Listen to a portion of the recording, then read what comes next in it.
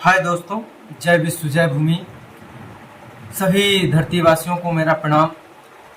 अब बात हम करते हैं भारत देश की, क्योंकि हम भारत भूमि में रहते हैं। तो बात आज हमारा सवाल पे से जवाब रहेगा। मैं सभी भारतीयों से तीन चीज़ का निवेदन ही करता हूँ, पूछता हूँ कि आप लोग कितने परसेंट देंगे हमारे भारत देश में चल रहे शासन प्रशासन को। आप शिक्षा एजुकेशन को लेकर कितने प्रतिशत खुश हैं, आप रोजगार व्यवस्था को लेकर कितने प्रतिशत खुश हैं, और आपके स्वास्थ्य क्षेत्र को लेकर कितने खुश हैं, और आप अपने न्याय व्यवस्था को लेकर कितने परसेंट खुश हैं। तो सबसे पहले जो समस्याएं, मेरा मानना है कि न्याय व्यवस्था पे हम बात कर लेते हैं। शिक्षा व्यवस्था तो चल रही है कैसे मैसे, लेकिन न्याय व्यवस्था इतनी गंदी हरकतों में पहुंच गई है, इतना गिरा दिया गया है इस स्तर को, जिसका कोई अंदाजा नहीं लगा सकता है। क्योंकि आज हम देख रहे हैं कि इस मीडिया के माध्यम से या सोशल मीडिया के माध्यम से या किसी भी छोटी मोटी, क्योंकि बड़े मीडिया के पास तो समय ही नहीं है कि वो छोटी छोटी आपराधिक केस को दिखाए। उसके पास तो ये दिखा कि करिश्मा कपूर ने आज कौन सी कलर की कपड़े पहने हैं, और मोदी जी किस देश में भ्रमण कर रहे हैं, क्योंकि उससे फुर्सत मिलेगी तब जाके आम नागरिकों की आवाज को या आम नागरिकों को वीडियो बनाकर दिखाया जाएगा।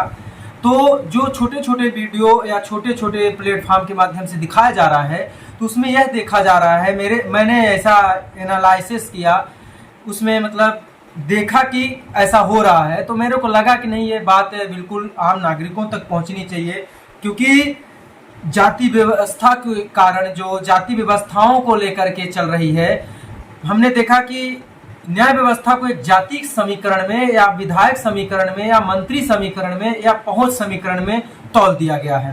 क्योंकि अगर बड़े घर या बिजनेसमैन के बच्चे आपराधिक केस कर दिए, अपराध कर दिए, तो उसको दबा दिया जाता है, या बड़े वकील के माध्यम से ये रहा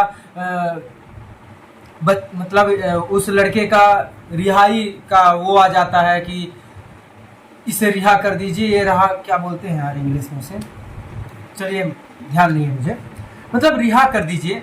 तो ऐसा ये गलत है, क्योंकि अगर अपराध किया है तो सजा हुई कहाँ। न्याय व्यवस्था का मतलब होता है, शासन प्रशासन का मतलब होता है कि जिसे चुना गया है, तो जिसको सुनने के लिए चुना गया उसका सुन ही नहीं रहा है, तो फिर उसकी न्याय व्यवस्था का कोई मतलब नहीं रह जाता है। तो हम चाहते हैं कि भारत देश की जो न्याय व्यवस्था है, आम नागरिक को भी इस चीज को ध्यान देना पड़ेगा, समझना पड़ेगा कि भारत देश की जो न्याय व्यवस्था है वो किसके हाथों में चली गई है। सांसद विधायक के हाथों में चली, क्योंकि अगर कोई भी समस्या हो रही, झट से फोन आ जाता है, ये हमारा आदमी, इसको छोड़ दो। तो ये कहीं ना कहीं सत्ताधारी का एक मुहिम है, या तानाशाही हम बोल सकते हैं।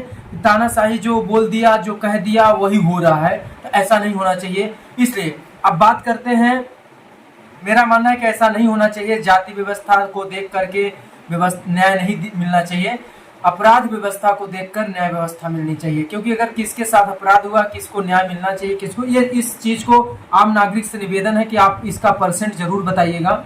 अब बात करते हैं शिक्षा व्यवस्था को।